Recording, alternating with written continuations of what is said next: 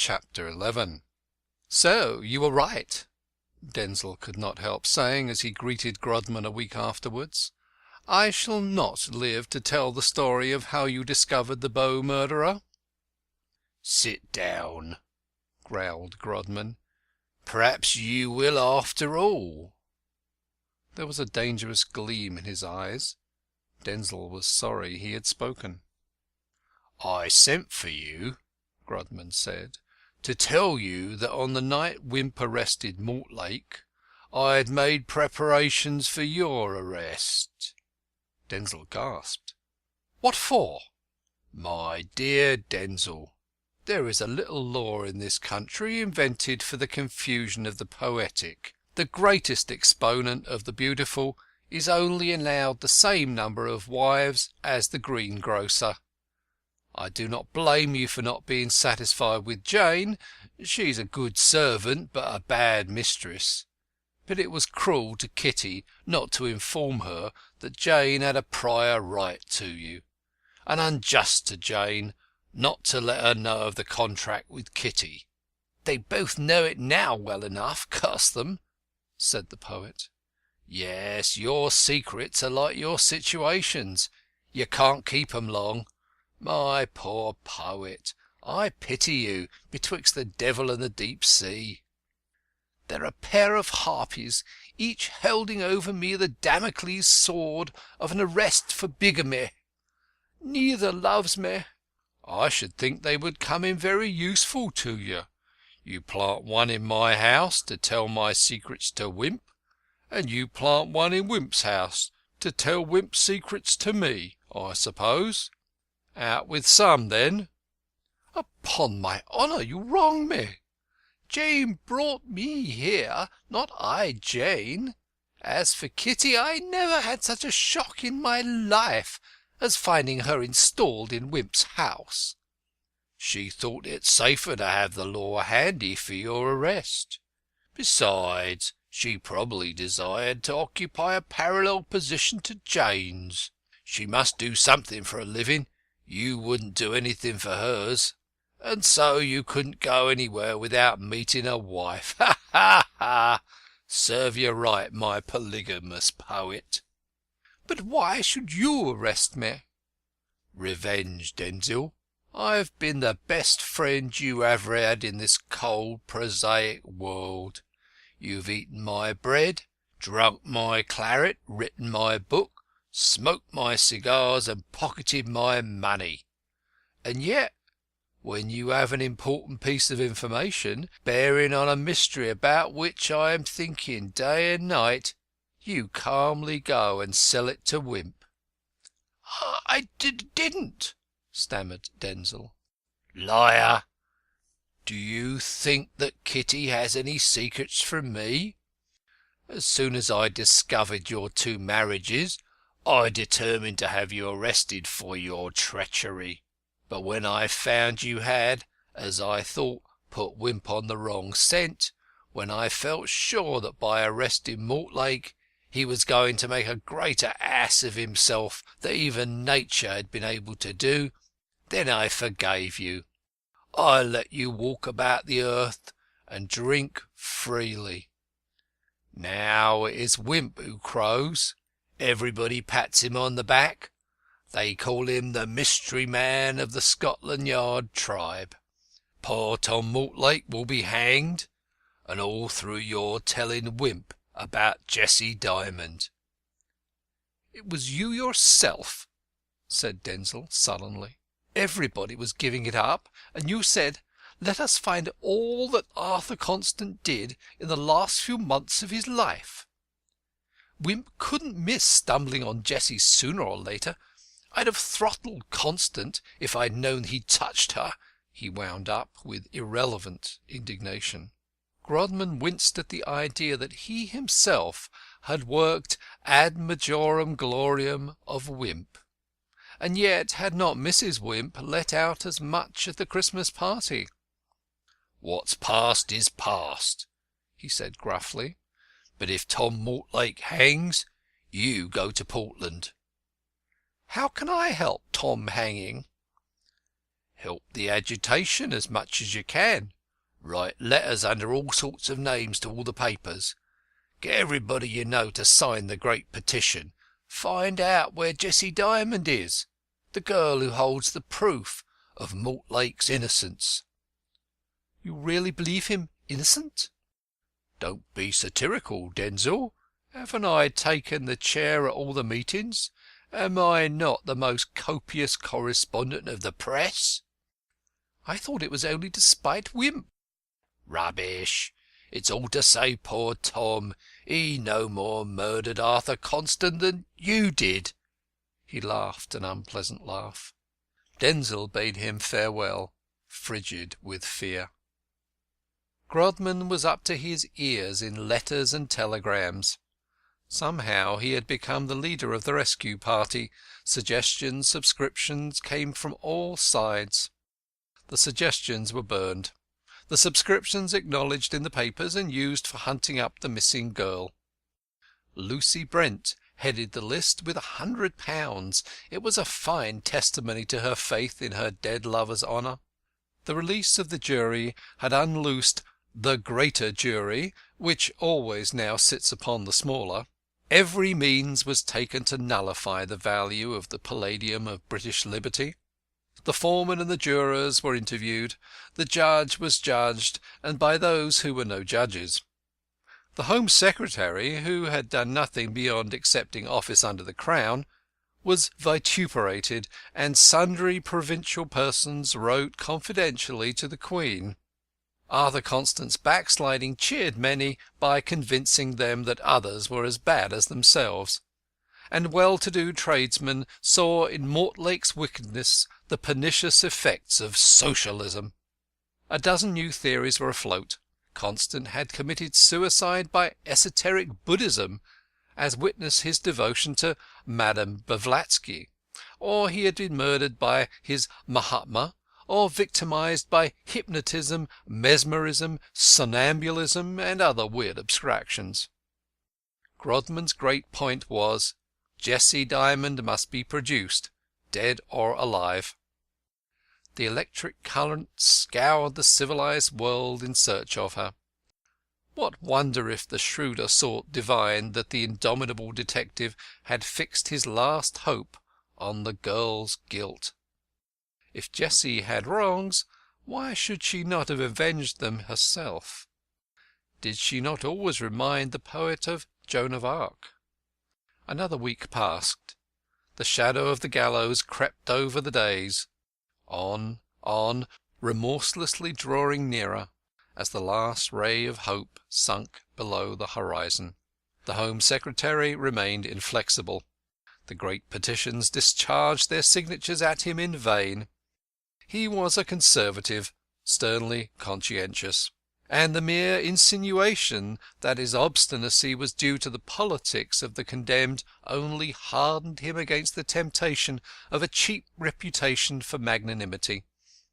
He would not even grant a respite to increase the chances of the discovery of Jessie Dymond. In the last of the 3 weeks there was a final monster meeting of protest. Grodman again took the chair, and several distinguished faddists were present, as well as numerous respectable members of society. The Home Secretary acknowledged the receipt of their resolutions. The trade unions were divided in their allegiance.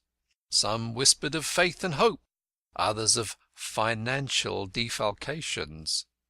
The former essayed to organise a procession and an indignation meeting on the Sunday preceding the Tuesday fixed for the execution, but it fell through on a rumour of confession. The Monday papers contained a last masterly letter from Grodman exposing the weakness of the evidence, but they knew nothing of a confession. The prisoner was mute and disdainful, professing little regard for a life empty of love and burdened with self-reproach. He refused to see a clergyman. He was accorded an interview with Miss Brent in the presence of a gaoler, and solemnly asseverated his respect for her dead lover's memory. Monday buzzed with rumours. The evening papers chronicled them hour by hour. A poignant anxiety was abroad. The girl would be found. Some miracle would happen. A reprieve would arrive. The sentence would be commuted. But the short day darkened into night, even as Mortlake's short day was darkening, and the shadow of the gallows crept on, and seemed to mingle with the twilight. Crowl stood at the door of his shop, unable to work. His big grey eyes were heavy with unshed tears. The dingy wintry road seemed one vast cemetery. The street lamps twinkled like corpse lights. The confused sounds of the street life reached his ear as from another world. He did not see the people who flitted to and fro amid the gathering shadows of the cold dreary night. One ghastly vision flashed and faded and flashed upon the background of the duskiness. Denzil stood beside him, smoking in silence. A cold fear was at his heart. That terrible Grodman!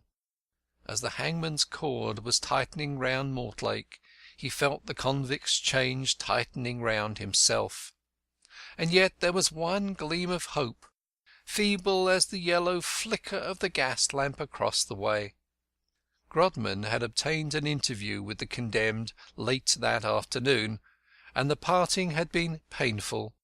But the evening paper, that in its turn had obtained an interview with the ex-detective, announced on its placard, "Grodman still confident." And the thousands who yet pinned their faith on this extraordinary man refused to extinguish the last sparks of hope.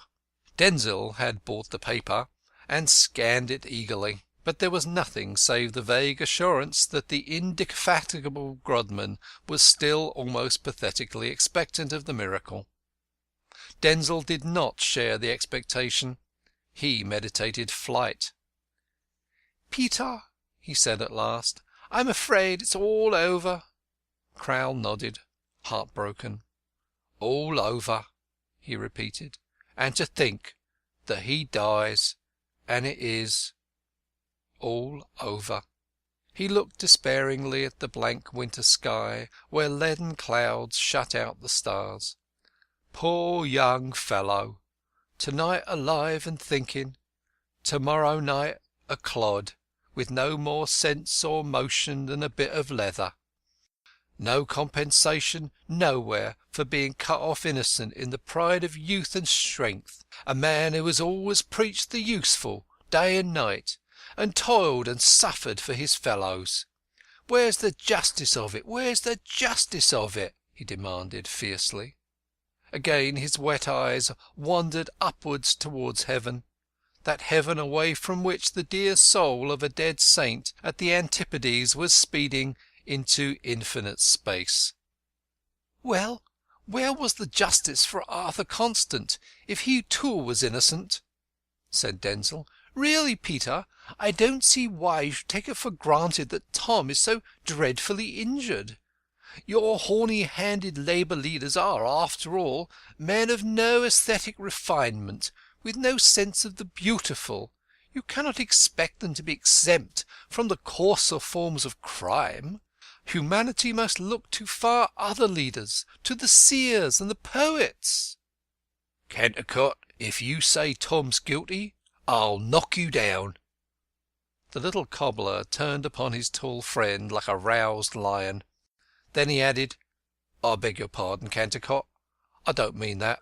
After all, I've got no grounds. The judge is an honest man, and with gifts I can't lay claim to. But I believe in Tom with all my heart, and if Tom is guilty, I believe in the cause of the people with all my heart all the same. The fads are doomed to death. They may be reprieved, but they must die at last." He drew a deep sigh, and looked along the dreary road. It was quite dark now, but the light of the lamps and the gas in the shop windows, the dull, monotonous road, revealed all its sordid, familiar outlines, with its long stretches of chill pavement, its unlovely architecture, and its endless stream of prosaic pedestrians. A sudden consciousness of the futility of his existence pierced the little cobbler like an icy wind. He saw his own life, and 100 million lives like his, swelling and breaking like bubbles on a dark ocean, unheeded, uncared for. A newsboy passed along, clamouring, "The Bow murderer! Preparations for his hexecution!" A terrible shudder shook the cobbler's frame. His eyes ranged sightlessly after the boy. The merciful tears filled them at last. "The cause of the people," he murmured brokenly. "I believe in the cause of the people. There is nothing else." "Peter, come in to tea. You'll catch cold," said Mrs. Crowl. Denzil went into tea, and Peter followed. Meanwhile, round the house of the Home Secretary, who was in town, an ever-augmenting crowd was gathered, eager to catch the first whisper of a reprieve. The house was guarded by a cordon of police, but there was no inconsiderable danger of popular riot. At times a section of the crowd groaned and hooted.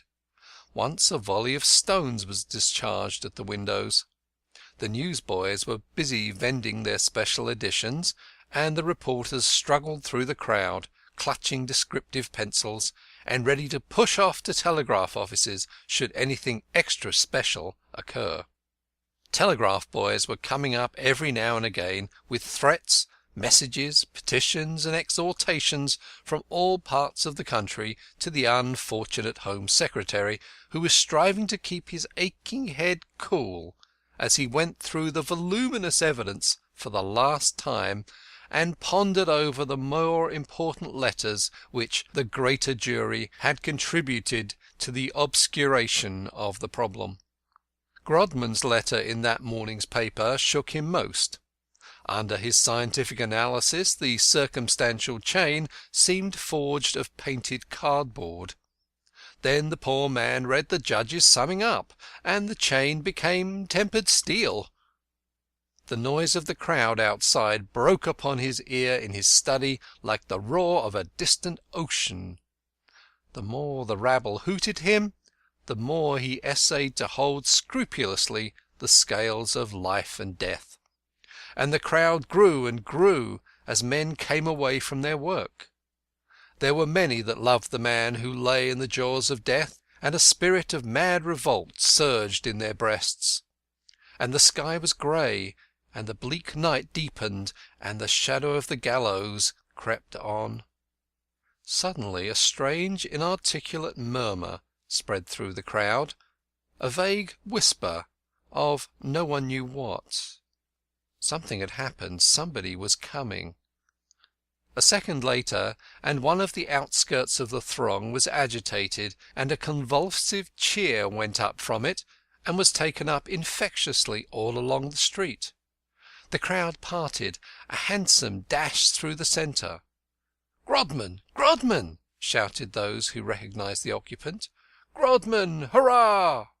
Grodman was outwardly calm and pale, but his eyes glittered. He waved his hand encouragingly as the hansom dashed up to the door, cleaving the turbulent crowd as a canoe cleaves the waters. Grodman sprang out. The constables at the portal made way for him respectfully. He knocked imperatively.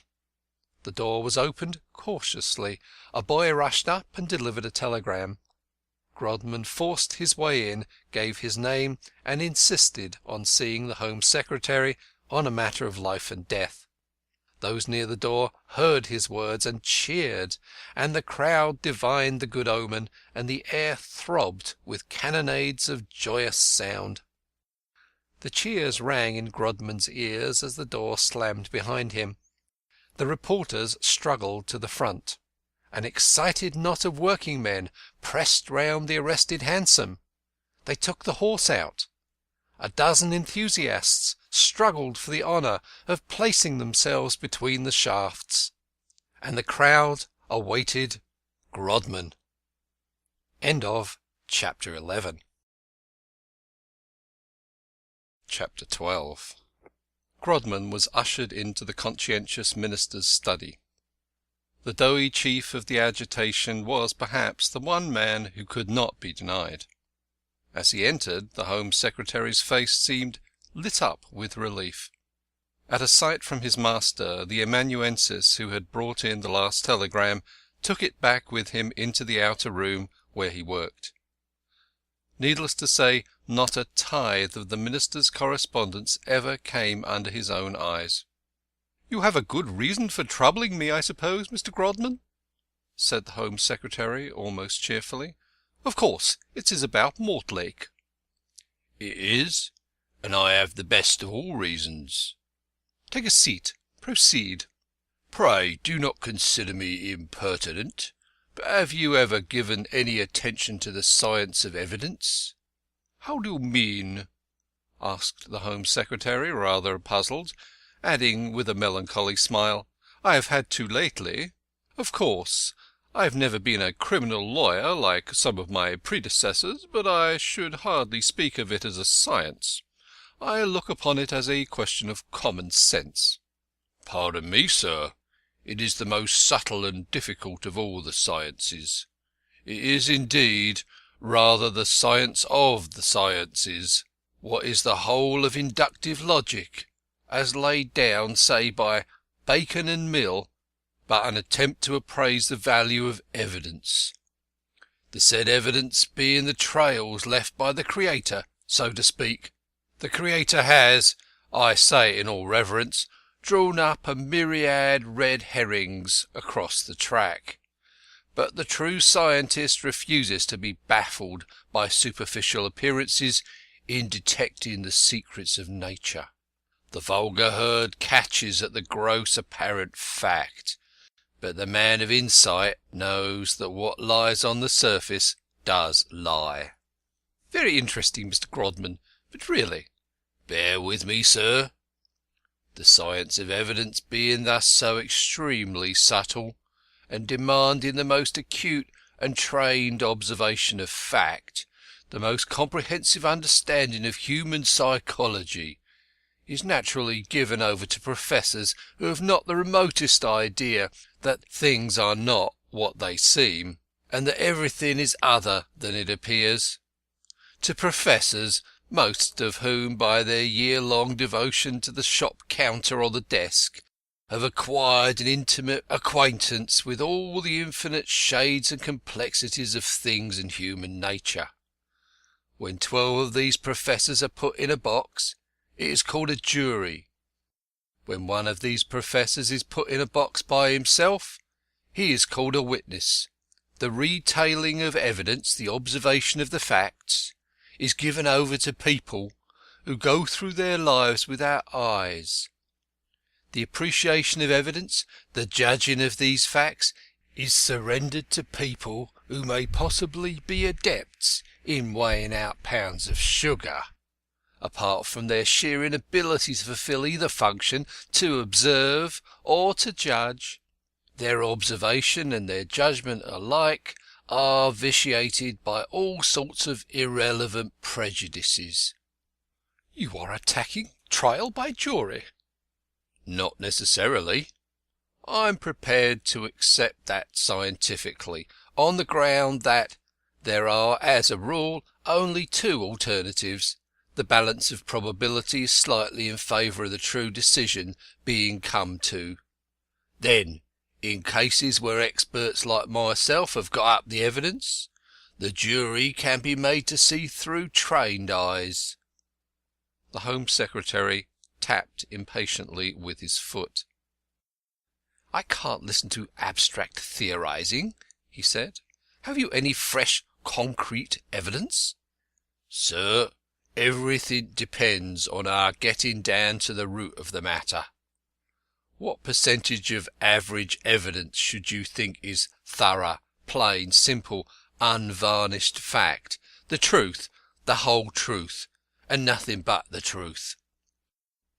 50, said the Minister, humouring him a little. "Not 5. I say nothing of lapses of memory, of inborn defects of observational power, though the suspiciously precise recollection of dates and events possessed by ordinary witnesses in important trials taking place years after the occurrences involved is one of the most amazing things in the curiosity of modern jurisprudence. I defy you, sir, to tell me what you had for dinner last Monday, or what exactly you were saying and doing at 5 o'clock last Tuesday afternoon. Nobody whose lives does not run in mechanical grooves can do anything of the sort, unless, of course, the facts have been very impressive. But this, by the way. The great obstacle to veracious observation is the element of prepossession in all vision. Has it ever struck you, sir, that we never see any one more than once, if that? The first time we meet a man we may possibly see him as he is. The second time our vision is coloured and modified by the memory of the first. Do our friends appear to us as they appear to strangers? Do our rooms, our furniture, our pipes strike our eyes as they would strike the eye of an outsider looking on them for the first time? Can a mother see her babe's ugliness, or a lover his mistress's shortcomings, though they stare everybody else in the face? Can we see ourselves as others see us? No. Habit, prepossession changes all. The mind is a large factor in every so-called external fact. The eye sees sometimes what it wishes to see, more often what it expects to see. You follow me, sir? The Home Secretary nodded his head less impatiently. He was beginning to be interested. The hubbub from without broke faintly about their ears.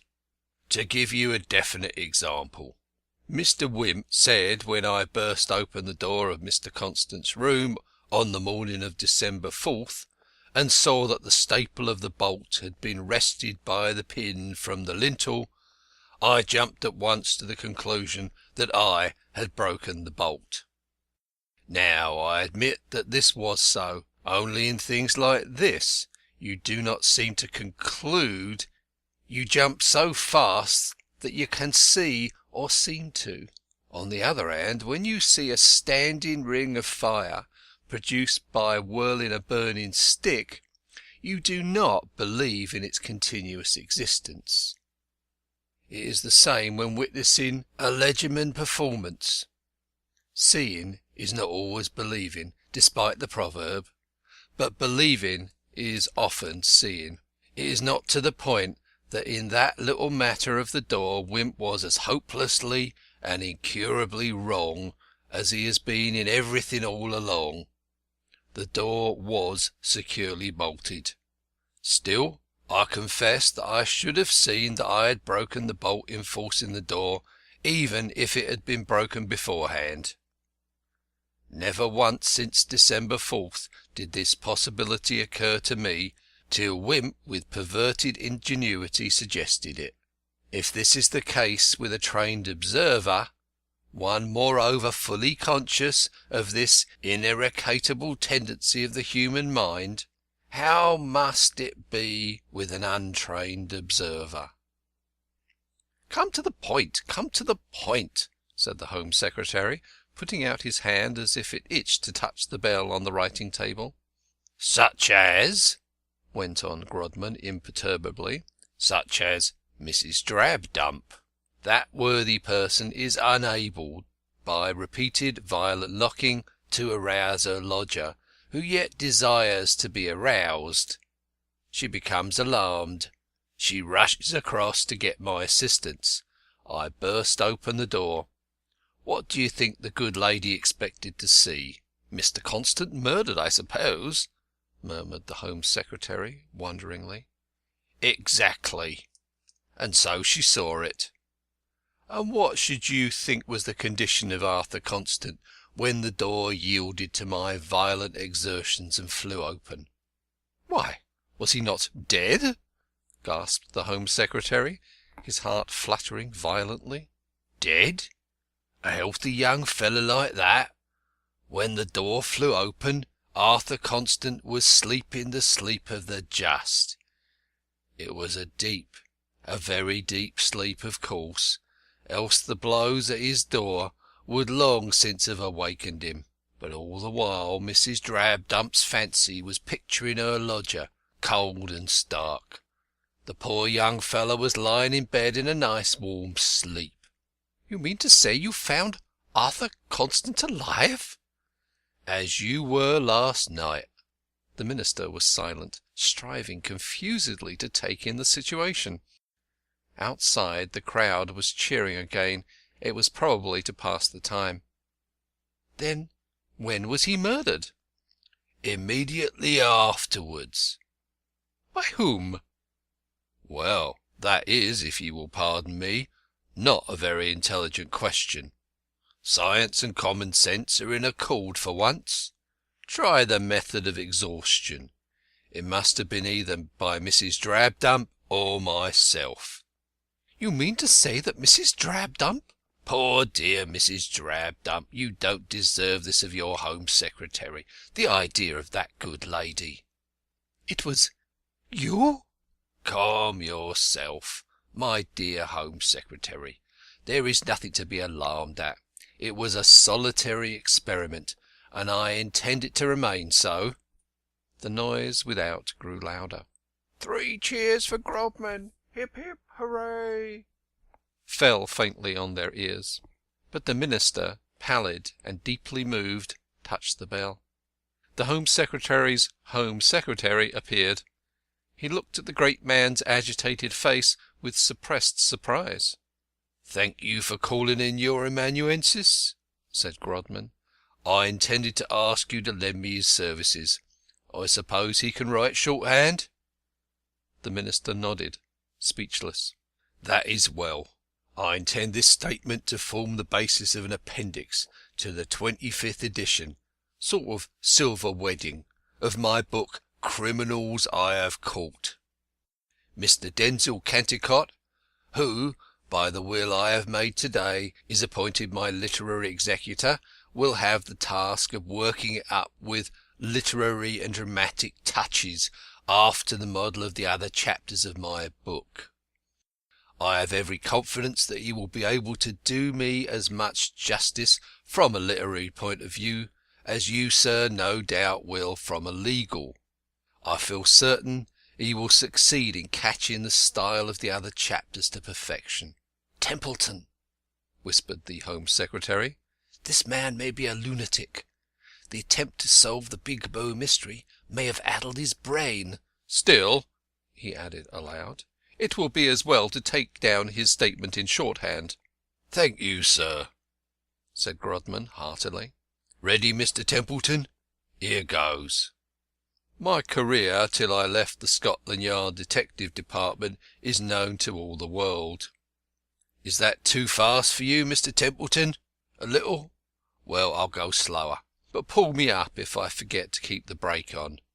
When I retired, I discovered that I was a bachelor, but it was too late to marry. Time hung heavy on my hands. The preparation of my book, Criminals I Have Caught, kept me occupied for some months. When it was published, I had nothing more to do but think.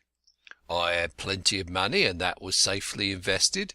There was no call for speculation. The future was meaningless to me. I regretted I had not elected to die in harness. As idle old men must, I lived in the past. I went over and over again my ancient exploits. I reread my book. And as I thought and thought, away from the excitement of the actual hunt, and seeing the facts in a truer perspective, so it grew daily clearer to me that criminals are more fools than rogues. Every crime I had traced, however cleverly perpetrated, was, from the point of view of penetrability, a weak failure. Traces and trails were left on all sides, ragged edges, rough-hewn corners. In short, the job was botched, artistic completeness unattained. To the vulgar, my feats might seem marvellous. The average man is mystified to grasp how you detect the letter E in a simple cryptogram.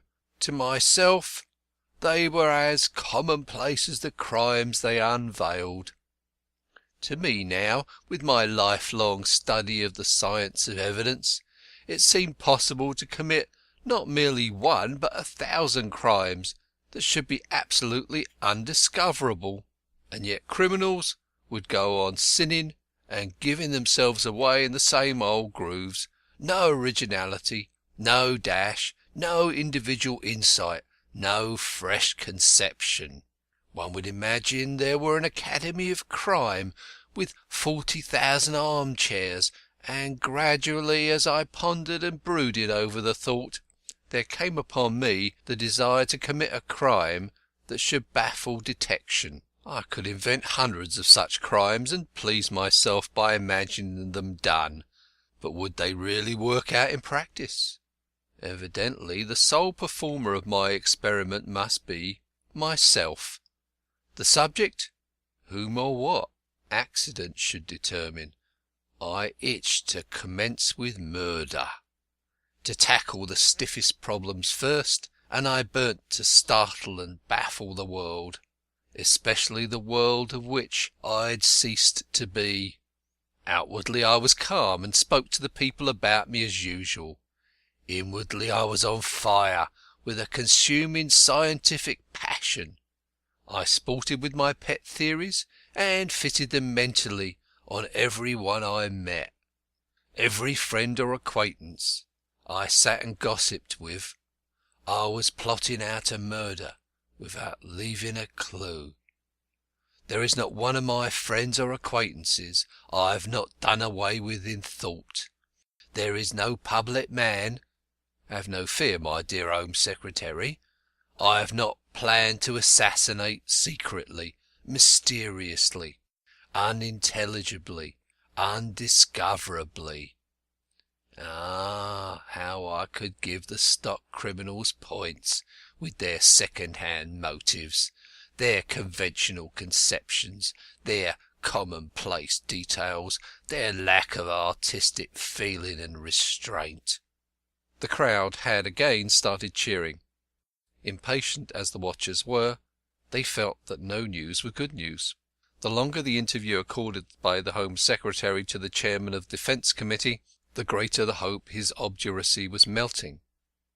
The idol of the people would be saved, and Grodman and Tom Mortlake were mingled in the exultant plaudits.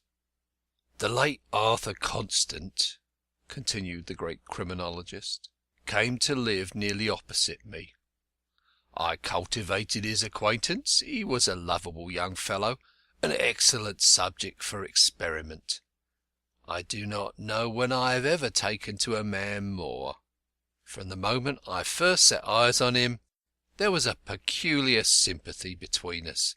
We were drawn to each other. I felt instinctively he would be the man. I loved to hear him speak enthusiastically of the brotherhood of man. I, who knew the brotherhood of man was to the ape, the serpent, and the tiger. And he seemed to find pleasure in stealing a moment's chat with me from his engrossing self-appointed duties. It is a pity humanity should have been robbed of so valuable a life, but it had to be. At 10:15 on the night of December 3rd, he came to me. Naturally, I said nothing about this visit at the inquest or the trial. His object was to consult me mysteriously about some girl. He said he had privately lent her money, which she was to repay at her convenience. What the money was for he did not know, except that it was somehow connected with an act of abnegation in which he had vaguely encouraged her. The girl had since disappeared, and he was in distress about her. He would not tell me who it was. Of course now, sir, you know as well as I it was Jessie Dymond, but asked for advice as to how to set about finding her. He mentioned that Mortlake was leaving for Devonport by the first train the next day. Of old, I should have connected these two facts and sought the thread. Now, as he spoke, all my thoughts were dyed red. He was suffering perceptibly from toothache, and in answer to my sympathetic inquiries told me it had been allowing him very little sleep. Everything combined to invite the trial of one of my favourite theories. I spoke to him in a fatherly way, and when I had tendered some vague advice about the girl, I made him promise to secure a night's rest before he faced the arduous tram-man's meeting in the morning by taking a sleeping draught. I gave him a quantity of sulfonal in a phial. It is a new drug which produces protracted sleep without disturbing digestion, and which I use myself. He promised faithfully to take the draught, and I also exhorted him earnestly to bolt and bar and lock himself in, so as to stop up every chink or aperture by which the cold air of the winter's night might creep into the room. I remonstrated with him on the careless manner he treated his body, and he laughed in his good-humoured, gentle way, and promised to obey me in all things, and he did. That Mrs. Drabdump, failing to rouse him, would cry "Murder," I took for certain. She's built that way. And even Sir Charles Brown Harland remarked, she habitually takes her prepossessions for facts, her inferences for observations. She forecasts the future in grey. Most women of Mrs. Drabdump's class would have behaved as she did. She happened to be a peculiarly favourable specimen for working on by suggestion, but I would have undertaken to produce the same effect on almost any woman. The key to the big bow mystery is feminine psychology. The only uncertain link in the chain was, would Mrs. Drabdump rush across to get me to break open the door? Women always rush for a man. I was well nigh the nearest, and certainly the most authoritative man in the street, and I took it for granted she would. But suppose she hadn't? The Home Secretary could not help asking. Then the murder wouldn't have happened, that's all. In due course Arthur Constant would have awoke, or somebody else breaking open the door would have found him sleeping. No harm done, nobody any the wiser. I could hardly sleep myself that night.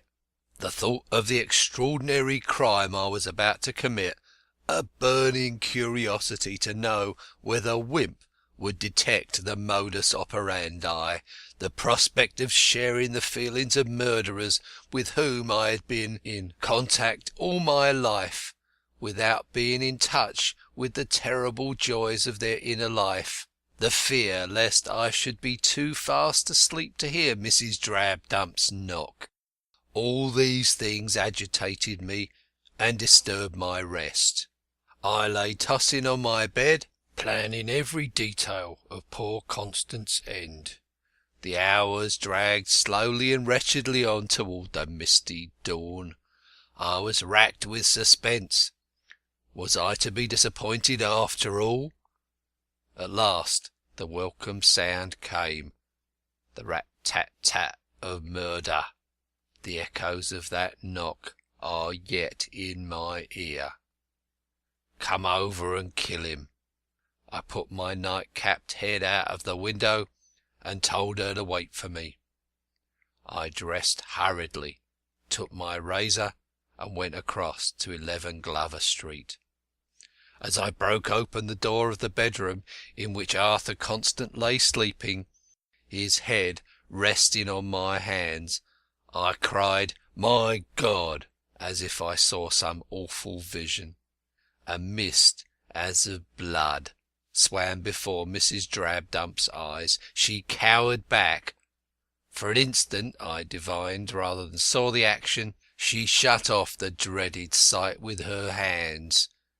In that instant I had made my cut, precisely, scientifically, made so deep a cut, and drawn out the weapon so sharply that there was scarce a drop of blood on it.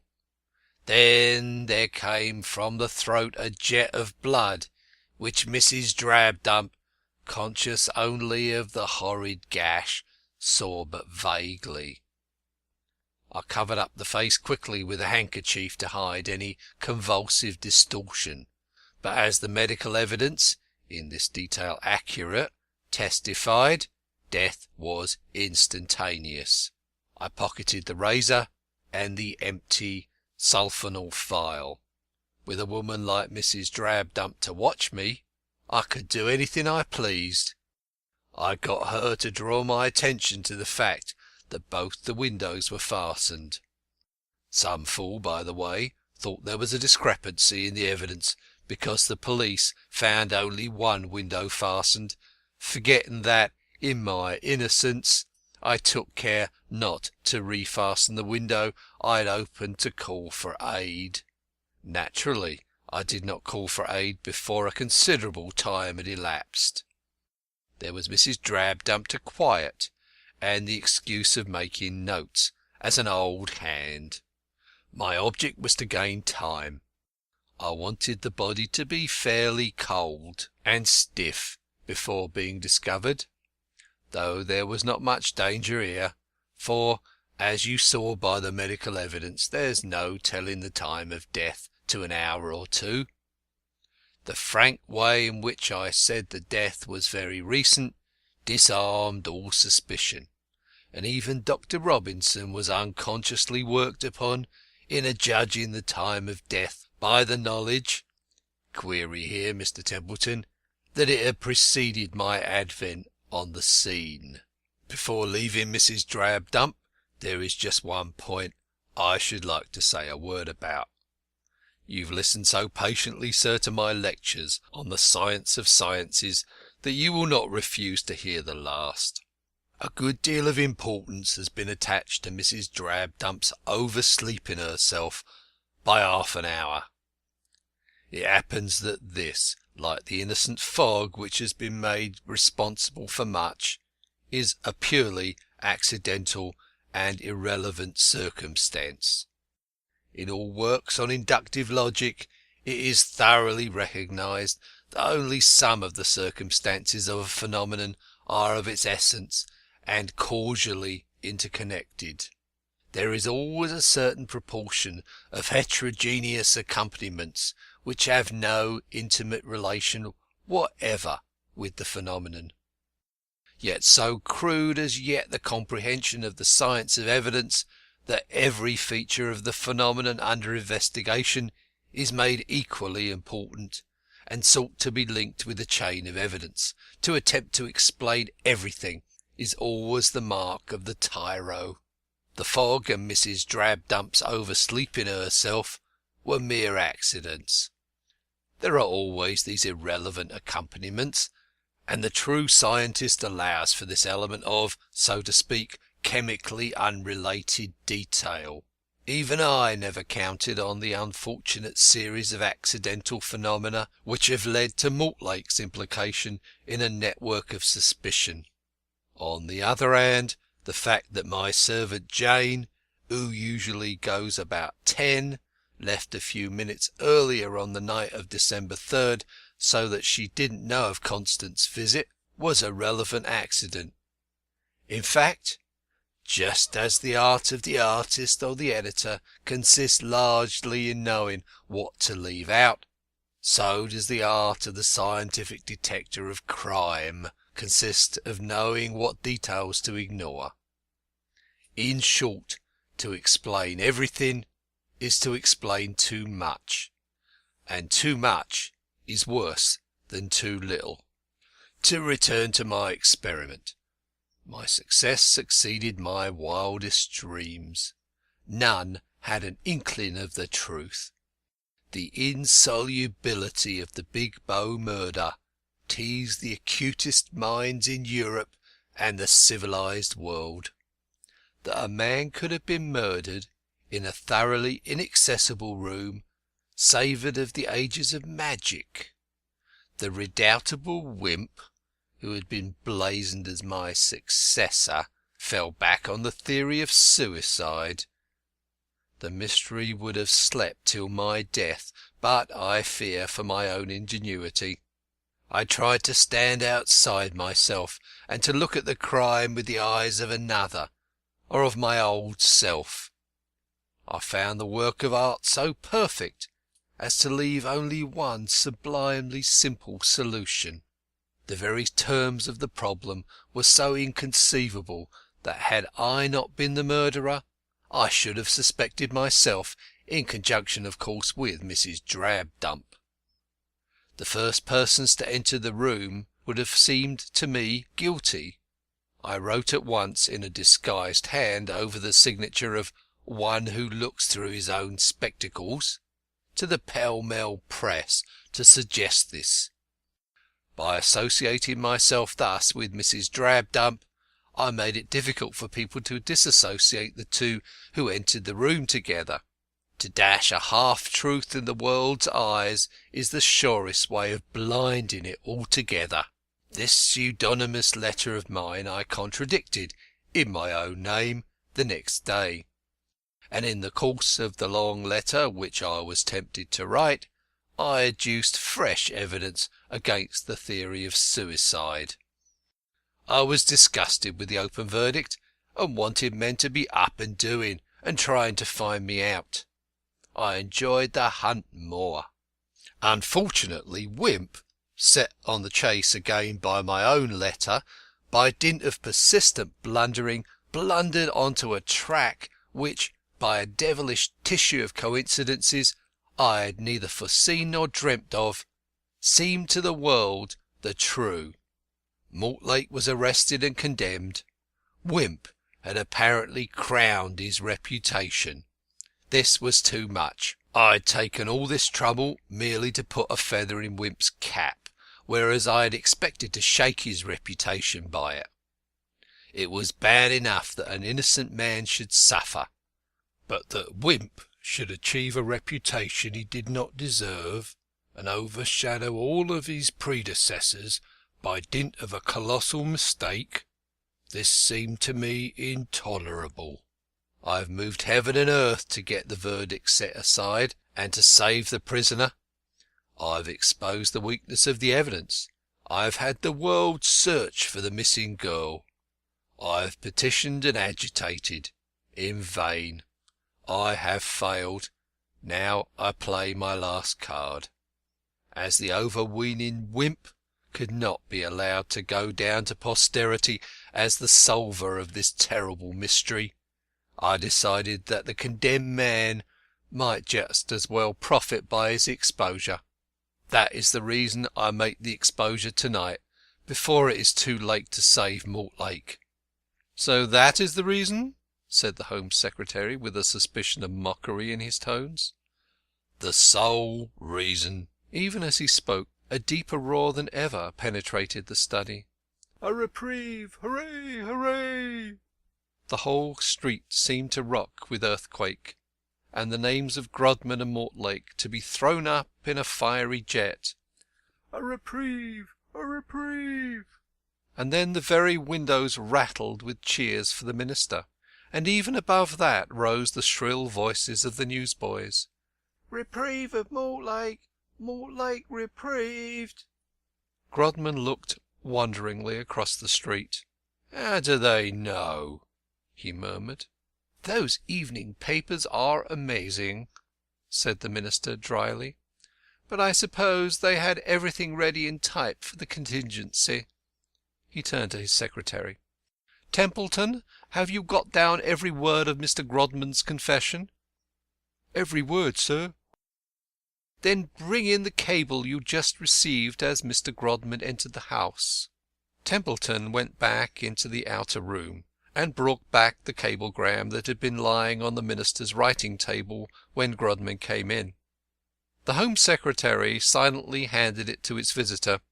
It was from the Chief of Police of Melbourne, announcing that Jessie Dymond had just arrived in that city in a sailing vessel, ignorant of all that had occurred, and had immediately dispatched back to England, having made a statement entirely corroborating the theory of the defence.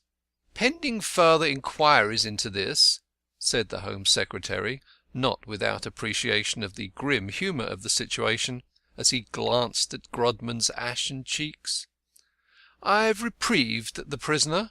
Mr. Templeton was about to dispatch the messenger to the Governor of Newgate as you entered this room. Mr. Wimp's card castle would have tumbled to pieces without your assistance. Your still undiscoverable crime would have shaken his reputation as you intended." A sudden explosion shook the room and blent with the cheers of the populace. Grodman had shot himself, very scientifically, in the heart. He fell at the Home Secretary's feet, stone dead. Some of the working men who had been standing waiting by the shafts of the hansom helped to bear the stretcher. End of Chapter 12 and end of The Big Bow Mystery.